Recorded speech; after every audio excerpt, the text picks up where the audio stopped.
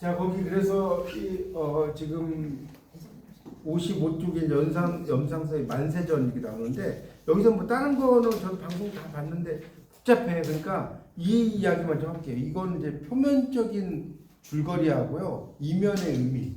요것만 알고 넘어갈게요. 표면적인 줄거리하고 이면의 의미에 대한 이야기. 다른 건 다 스킵하고. 자, 이 표면적인 줄거리, 제가 아까 이야기했죠. 이 작품의 표면적인 줄거리가 뭐라고 그랬어요? 원래 묘지라고 그랬죠. 그러니까 표면적인 줄거리 땡땡 쓰세요.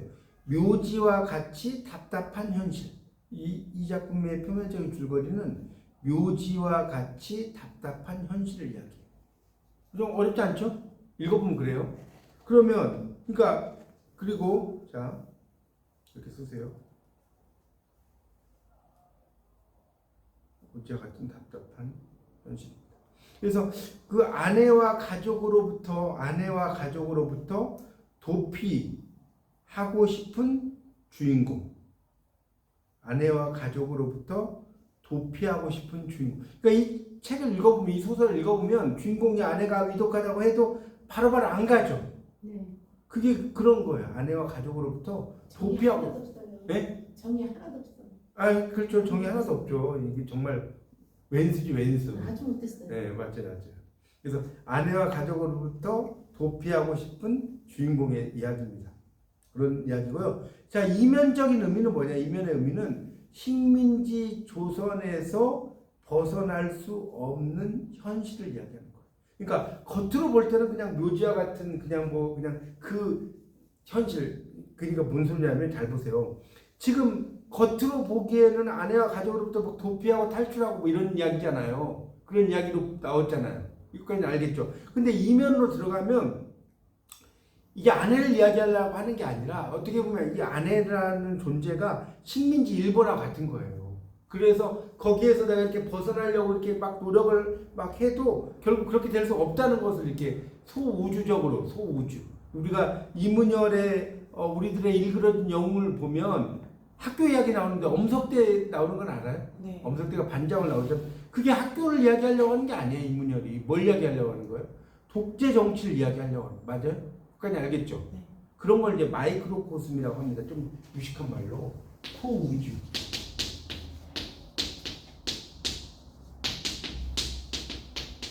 이걸 이야기하려고 하는 거예요. 이문열이 소우주를 이야기하려고 하는. 여기서도 마찬가지라는 거죠. 표면적인 구조 줄거리는 묘지와 같이 답답한 현실을 이야기해. 그렇지만 이 작품에 들어가 보면 이면적인 의미는 식민지 조선에서 벗어날 수 없는 현실을 이야기한다. 자, 이 정도로 이해하면 됩니다. 그래서 여기 보면 1, 2, 3, 4가 쭉 나오는 거니까 이런 것도 여러분이 읽어보시면 좋습니다. 1번 만세전 거기 55쪽부터 볼게요. 1번 구더기가 들끓는 묘지로 가는 길. 나왔죠? 묘지로 가는 길. 자, 2번 연재와 검열 감시의 시선. 검열 엄청 많이 한다고 제가 아까 분명히 이야기했죠. 그런 이야기고. 3번 뭐라고 나와요? 57페이지. 식민지 지식인의 고백과 한계. 그다음 4번은 뭐예요? 버려진 구여성 아내. 여기 나왔죠. 그렇게 나옵니다.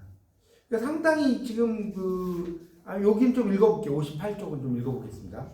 만세전에서 나 이인화를. 자, 이게 무슨 시점이라고 그래서 1인칭 주인공 시점. 거기 나 이인화 밑줄 짝 치고 1인칭 주인공 시점이라고 써놓으세요. 1인칭 주인공 시점이에요. 나 이인화를 조선으로 불러들이는 아내는 남편의 사랑도 시가의 자상한 보살핌도 받지 못한 채 병들어 죽어가는 구여성이다. 나는 겨우 13살의 부모의 뜻에 따라 초혼, 일찍 결혼한 후 2년 만에 유학을 떠나 거의 8년간 그저 말만 부부로 살아왔다. 사랑도 정도 없는 부부 생활을 이어온 까닭에 병인이 된, 그러니까 병자가 됐다는 소리예요. 아내의 방에서 나는 퀴퀴한 냄새에 비가 상하고 제 자식은 그저 조그만 고깃덩어리로 보인다. 최소한의 연민도 표현하지 못하고 싫은 마음도 감추지 못하는 것이다. 나는 어서 아내가 죽어 사건이 종료되기만을 기다리며 동경에서 만난 정자와 유학생 올라를 생각한다. 결국 아내의 죽음에도 눈물 한 방울 흘리지 않고 아이는 형에게 맡긴 채 이인화는 자유로운 천지에 뛰어나온 기분을 느끼며 동경으로 돌아간다. 자, 이나 이런 냉정하고 경멸적인 태도는 무력하고 부정적인 가족원의 형상화, 조언의 폐습 강조, 그리고 마지막에 강조된 식민지, 자 여기다 밑줄 치세요. 이게 중요한 말이에요. 식민지 지식인으로서의 고뇌의 필요까지에 의해 변호된다. 그럼에도 불구하고 구여성 아내를 그저 종속되고 열등한 존재로만 그릴 뿐 봉건제도와 식민 현실에 의해 희생되고 있음을 포착하여 그리지 못하고 있다는 점, 구여성 아내와 유학생이나 카페 여급인 신여성에 대한 나의 태도는 또 다른 문제적 지점이라고 할 수 있다. 여기 나오죠. 그러니까 이제 겉으로 볼 때는 이렇게 이제 아내를 막 무시하고 뭐 이렇게 나오지만 어떤 그 일제의 그런 식민지 현실로부터의 벗어나고 싶은 마음을 이렇게 생각하시면 될 것 같아요. 이걸 직접적으로 표현을 하면 다 걸리겠죠, 법률에. 그러니까 여러분이 그러니까 이걸 이제 뭐 아내 입장에서 보면 자 이거 완전 우라통 터지는 이야기지. 근데 이거를 검열에 걸리기 때문에 그거를 이제 이렇게 돌려서 쓰는 거예요. 나중에 여러분이 학년이 올라가시면 다 배우실 거예요. 제가 지금 1학년이라서 너무 많은 이야기를 할 수가 없는데 김시습이라는 사람이 그 만복사 저폭이라는 걸 써요. 그건 알아요? 몰라요? 금오신화에서. 금오신화 속에 만복사 저폭이가 있어요. 그 금오신화 속에. 근데 이 만복사 저폭이를 보면 고약 좀 해드릴게요. 여기 책에는 안 나오지만 양생이라는 남자가 나이가 먹어도 결혼을 못해. 나이가 먹어도 결혼을 못해서 이제 부처님한테 가요. 이런 얘기 재밌지 않아요? 부처님한테 가서 부처님 저에게 여인을 하나 점지해 주세요. 딱 그래요. 그러니까 부처의 형상에서 어떤 사람이 나타나요. 그래서 그 양생한테 나와가지고 네가 나하고 윷놀이, 적포놀이가 윷놀이거든. 윷놀이에서 이기면 네 소원 들어주겠다. 그럼 누가 이기겠어요? 소설이 되려면? 남자가 이겨요. 예, 양생이 이기죠. 그러니까 그 부처 형상의 남자가 지금 밖에 한번 가봐라. 예쁜 여인이 탑돌이 할까, 탑돌이. 탑을 돌고 있을 거다. 실제로 가니까 있어요, 탑돌이를. 근데 첫눈에 반해버린 거예요, 그 여인한테. 양생이. 그래서 두 사람이 막 죽고 못 사는 거예요, 막 3일 동안. 그래서 이제, 내가 당신의 어머님, 부모님 댁에 한번 가보고 싶다.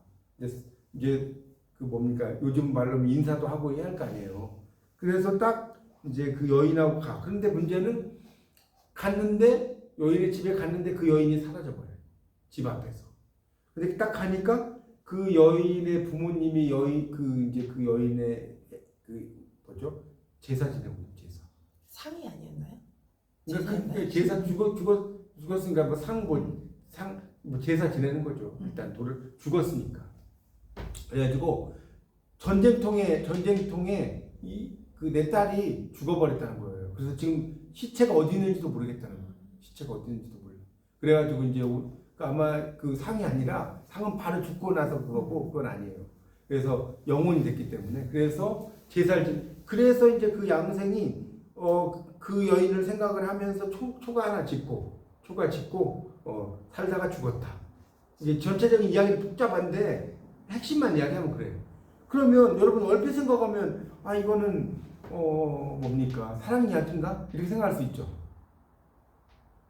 그냥 대답을 안 하시니까. 예, 그렇죠. 근데 이게 그런 뜻이 아니에요. 그게 되게 재밌다니까. 왜냐면 봐요. 지금 양생하고 지금 이제 처녀 귀신이라고 합시다. 그러면 양생은 누구냐? 김시습은. 이 김시습은 뭐죠? 김시습은 사육신이에요, 생육신이에요? 이건 알아요? 여러분 너무 모른다고 해서 내가 생육신이 뭔지 알죠? 단종의 폐위에 반대해가지고 안 죽었잖아. 자, 처녀 귀신은 누구겠어요?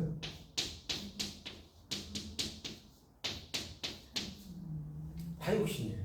자, 양생이 이 처녀 귀신을 죄를 지내고 막 하죠. 이건 뭐냐? 생육신인 김시습이 사육신의 영혼을 위로하는 글이에요. 여기까지 몰랐죠. 그러니까 금오신화는 뭐 이게 공부 조금 하신 분은 김시습 금오신화 이건 알아. 근데 이런 내막을 몰라니까 이게 국문학을 하면 이런 걸 아는 거예요. 이거 왜 그럼 이렇게 썼냐? 검열을 피하려고. 무슨 말인지 알겠죠? 그 당시 세조가 가만히 놔두겠어요? 그걸 그대로 쓰면? 옛날에는 그냥 왕이 알죠? 뭐 죽이는 것도 그냥 막 알죠? 막 뭐 그 거열형도 있고 능지처참이라고 해서 막 네. 그 동서남북으로 이렇게 알죠. 사도마처럼. 예. 그 허균이 그렇게 죽었잖아요. 능지처참으로 죽었어요. 하여튼 뭐 이야기하려면 끝도 없지만 그 왕의 그냥 명령 하나면 끝나잖아. 옛날에는 그러지 않나요? 하여튼 그래서 제가 이야기하고 싶은 것은 이게 이 표면적인 제가 이 이야기 왜 하는지 알겠죠? 표면적인 의미만 여러분이 보시면 안 된다.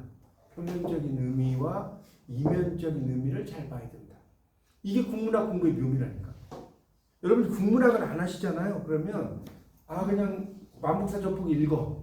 그냥 살아있는 남자하고 죽은 여자의 사랑 이야기인가? 그 이상 못 벗어난다니까 절대로. 거기서 딱 끝나요. 그냥 돌아가실 때까지. 여러분 이제 국문학을 하면 이게 이런 뜻이었구나. 시를 읽거나 소설 읽어도 남들과는 좀 더 다르게 보죠. 그리고 내가 글을 쓸 때도 지금 이제 1학년 1학기라서 그런데 여러분 한 4학년 정도 가보세요. 엄청 잘 써요. 막 그런 내용들을 쓰려고 하면 그렇게 되니까 1학년 1학기가 가장 힘든데 좀만 버티시면 여러분이 좀씩 더 재밌어질 겁니다. 국문학 공부는 이게 처음엔 이게 점점점 이렇게 들어가면서 더 깊어져요. 내용이 깊어지기 때문에 그런 걸 좀 염두에 두십시오. 네, 그렇게 해서